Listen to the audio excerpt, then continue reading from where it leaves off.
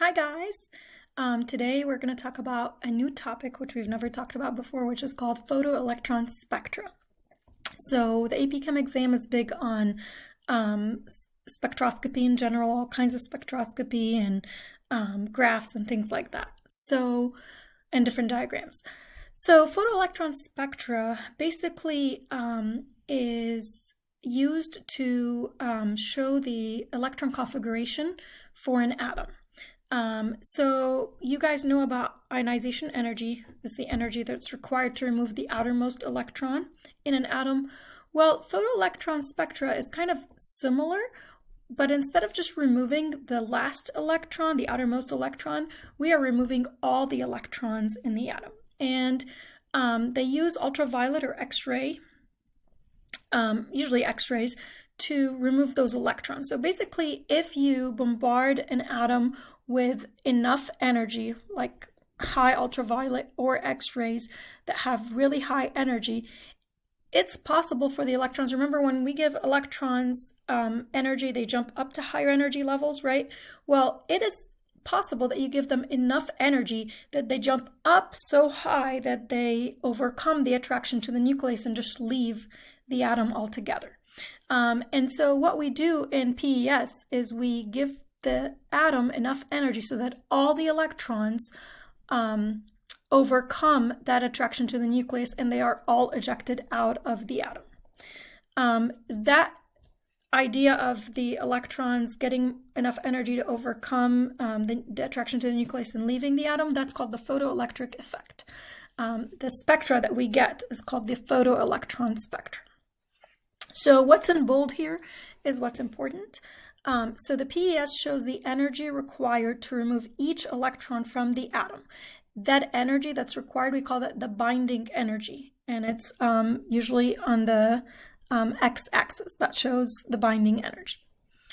So of course, the closer the electrons are to the nucleus, the higher the binding energy. Again, it's the energy that's binding it or attracting it to the nucleus. A full PES shows all the electrons in the atom, and therefore it shows us the electron configuration. The y-axis of a PES is the number of electrons. So the larger the peak, meaning the higher the height of the peak, the taller the peak is, the more electrons in that sub-level. So if we look at, if we look at this one, for example, here there are 6 electrons and here there are 2 electrons. Other than the numbers being there, you can tell that because the height of this is 3 times the height of this. So we know that there are 3 times as many electrons here than there are there. Look at this one, there's 4 to 2. So we know that there's double the electrons here than there are there. So the height of the peak tells you the number of electrons. The x-axis, like we said, is the binding energy, and it's measured in electron volts. So this number, I know it doesn't say here, but the units are usually electron volts as opposed to joules or kilojoules per mole. Electron volts are just another unit of energy. And the higher the binding energy, the stronger the Coulombic attraction between the nucleus and those electrons. So again, the ones that are closest to the nucleus are the ones that are going to have the highest binding energy. The ones that are farthest from the nucleus are the ones that are going to have the least amount of binding energy, and it is pretty easy for them to be ejected compared to the ones that are closer to the nucleus. There is one peak for each sublevel because all the electrons in that sublevel have equivalent binding energy. So if I have 2 electrons in the 2s sublevel, for example, those 2 electrons will show up as just one peak. If I have 6 electrons in the 2p sublevel, those 6 electrons will just have one peak because they all have the same binding energy. So there's one peak for each of the sublevels. The 1s electrons are the closest to the nucleus, and therefore those electrons require the most energy to remove. And so you'll see that those would have the highest binding energy. So here, the highest number is this one. So we know that those are the 1s electrons because they have the highest binding energy. These have the lowest amount of binding energy, so those are going to be your valence electrons, the farthest from the nucleus. if you compare the same energy level but different sublevels, so the 2s and the 2p electrons, they're very similar in their binding energy, but just slightly different because they're slightly at a different distance from the nucleus. They also have, remember, the 2p can have more electrons than the 2s, and so those electrons repel each other, and so the 2s electrons are held closer to the nucleus than those 2p electrons. So if you look here again, these are the 2s electrons and these are the 2p electrons. So they're similar in their binding energy, but just slightly different. So you'll see a peak for each individual sublevel. Little note about how these are. So you might see them like this, or you might see them all in just like one straight line. The only reason why they show up like this with two lines on top of each other is just because otherwise it would be really, really long. And notice that these are like, this is from 0 to 10, this is from 10 to 100, so it's not really the same scale. Because if they were all the same scale, so if we show from 0 to 100, those two would be super close to each other. We wouldn't be able to see them with our eyes. And it's just going to be really hard to read. So that's why they kind of break it up like that, because the binding energy of the 1s sublevel is way, way higher than the 2s and the 2p, for example. So they make it this way so it's just easier for us to read. Also be careful how they are labeled. So look at the numbers, because sometimes the highest numbers are on top, sometimes they're at the bottom. Also, see how this is from 0 to 10? Sometimes they're like the 10 is here and the 0 is there. So just pay attention to the numbers so that you're able to tell which ones have the highest binding energy, which one has the lowest. So let's actually look at a few of these before we go on to the questions. Oh, sorry, scrolled too much. Okay, so let's skip hydrogen and helium here. Let's go to nitrogen. So nitrogen has the electron configuration 1s2, 2s2, 2p3. So because it has 3 different sublevels, that's why it has 3 peaks. The one with the highest energy, that's going to be the 1s2. And then between those two, the one that is next in energy will be the 2s2, and then this one is going to be the 2p3 electrons. Another clue to tell you that this is the 2p and this is the 2s is that this is a 3 to 2 ratio, because remember the height of the peak tells you how many electrons there are. Now let's compare that to oxygen, which is right next to it. So these are going to be the 1s2 electrons. These are the 2s2 electrons, and there's 4 electrons in the 2 and the 2p. Neon is in their same period. These are the 1s2, 2s2, and the 2p6. Again, notice the heights of the peaks, and then also the energies.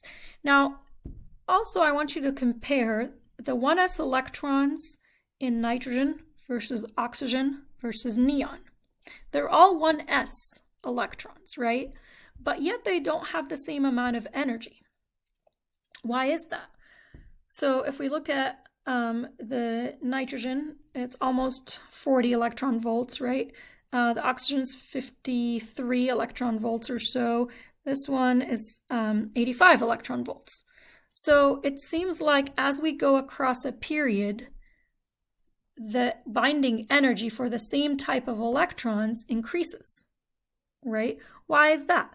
Because of the Coulombic attraction. Remember, the Coulombic attraction depends on the number of protons, right?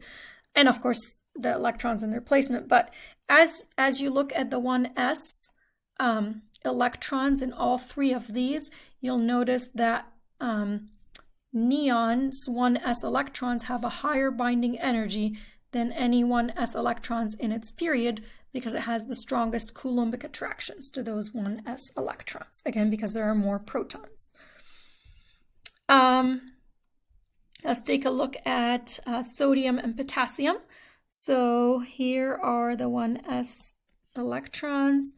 Here are the 2s2 electrons, 2p6 electrons, and there's the 3s1 electrons. Let's look at potassium. So 1s2, and again, I know this is the 1s2 because it has the highest energy. Then I know this is in the second level, the 2s2 and the 2p6, because they have a little bit lower energy. And then these are my third energy level, the 3s2 and the 3p6, and then this is the 4s1 because it has the least amount of binding energy. That tells me that those are the valence electrons. Notice the heights of the peaks. Also notice, so compare the two different 1s electrons in both of them. So this looks like it's much lower than this one, again, because they're both 1s, and yet potassium has a lot more protons to attract those 1s electrons than sodium does. And so the binding energy for the 1s electrons in potassium will be higher than those of sodium. Okay, let's try to answer these questions. So this one says sodium has a total of 4 peaks in its PES spectrum. So we have energies in, that looks like megajoules per mole. I guess this one's different than electron volts. Most of the PES spectra I've seen were electron volts. So we have 0.50, 3.67, 6.84, and 104 megajoules per mole, respectively. We want to explain the existence of 4 separate peaks in the spectrum. What does that mean if an atom has 4 peaks in its PES? Well, that means we have 4 sublevels. The electron configuration shows electrons in 4 different sublevels. So if you look at the electron configuration for sodium, it's 1s2, 2s2, 2p6, 3s1. So these will have 1 peak, this will have another, these will have another, and these will have another. So total 4 peaks. Part B says suggest the specific electrons and subshells that correspond to each peak. So we know that the one with the highest energy level, or sorry, highest binding energy is going to be the ones that are closest to the nucleus. So the one at 104 are going to be the 1s2, the 2 electrons that are in the 1s. Then the one after it, 6.84, and these are megajoules per mole. Should always write units. These are going to be my 2s electrons, and there's 2 of those. Next, I have the 3.67 megajoules per mole. Those are going to be my 6 2p electrons. And then my smallest peak with the lowest binding energy is going to be the 3s1 electrons, or electron. Which peak would you expect to be the largest or greatest in intensity? And explain your answer. So the shortest peak out of these is going to be this one, right? Because there's only 1 electron there. Followed by those 2, because they have 2 electrons, it's going to be the height of this peak and this peak would be double the height of that peak, because there's 1 electron here, but 2 electrons here or here. And this one, it's going to be a really tall peak because there's 6 electrons there. So the 3.67 megajoules per mole peak, that's going to be the one that's greatest in intensity, or the one that would be the largest, because it has the highest number of electrons. In this case, 6 electrons. All right, let's look at the next one. It says neon has an electronic configuration of, sorry guys, there we go. Of 1s2, 2s2, 2p6. It says how many unique peaks are expected in neon's PES spectrum? Let's pick a different color. Let's go with pink. So since we have 3 different sublevels, I would expect 3 different peaks because of the 3 sublevels. Next one says, which electrons correspond to the largest energies? So the 1s2 would be the largest energy because they're closest to the nucleus, so they are bound to the nucleus with the most attraction. Then the 2s2 electrons and then the 2p6 electrons would be the lowest energy. And if you're asked this question, you would just answer 1s2. Doesn't even say to explain or anything. Part C says, which peak in the spectrum will have the greatest intensity, be the largest? Again, that means the height of it would be the highest. And explain your answer. So similar to this question here, that will be the ones for the 2p6 electrons because it has the highest number of electrons.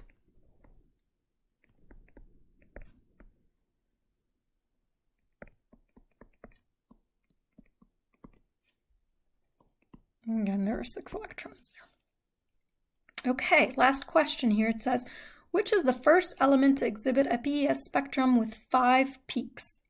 Explain your answer.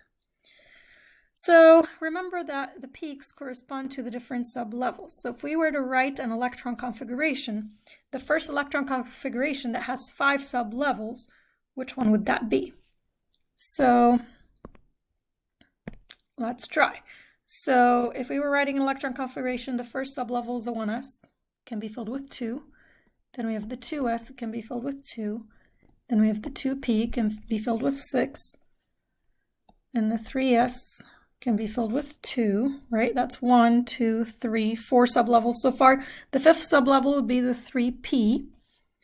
And the very first element that would have up to the 3p would be 3p1, right? So what element would that be? Let's scroll up to find a periodic table and look.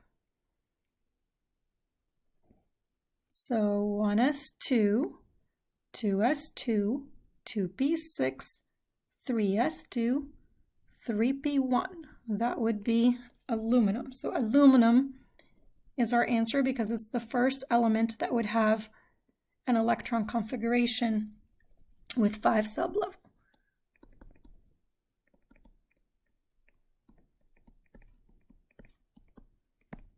First element to have an electron configuration with 5 sublevels, and therefore it would have 5 peaks. Last thing I want to mention here, this is in the CED, which is like the curriculum, the curriculum for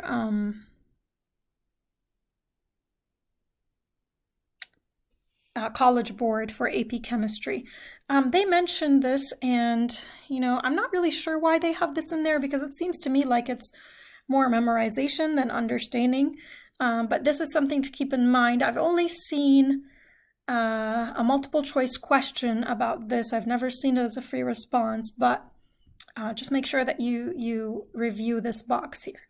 So spectroscopy questions have been very popular in the AP exam. You need to know which type of spectroscopy corresponds to electronic and vibrational motions. So X-rays, pretty high energy. Those are the ones that are used for PES, for what we just talked about, to show us the electron configuration. And so it shows us electron transitions, electronic transitions like electrons moving, and basically electron configuration. So X-rays are used for PES. A little bit lower in energy is the UV vis, the spectrophotometry. That is, remember the spectrophotometers that we used in our lab where they were very finicky and we had to calibrate them every single time we'd put our sample. They were used for colored samples to show us the concentration and that related to absorbance and transmittance. So this uses UV vis, so ultraviolet and visible spectrum region. And so that's spectrophotometry, and that is used in electronic transitions, but used for colored samples to show us concentrations. So both of these are electronic transitions, but this one is the PES where it shows our electron configurations. This one's the spectrophotometry, which helps us with the concentration of a colored sample. And then infrared spectroscopy. This is something that you probably will never use until organic chemistry, which is the second year of college. But again, it's in the CED, so just know it. IR, which is lowest in energy out of these, shows the vibrations of molecules, specifically the bonds in different molecules. So IR spectroscopy is usually used to tell us what kind of bonds are in the molecules, and from there we can tell like what kind of functional groups or what kind of things are in our molecules, like what type of bonds there are. So again, X-rays, electronic transitions, show us electron configurations as PES. UV vis is spectrophotometry. It's also electronic configuration. It's used for colored samples to tell us the concentration. And then IR is used for molecular vibrations. We use that to tell us what types of bonds there are. All right, have a great day, guys. See you next time.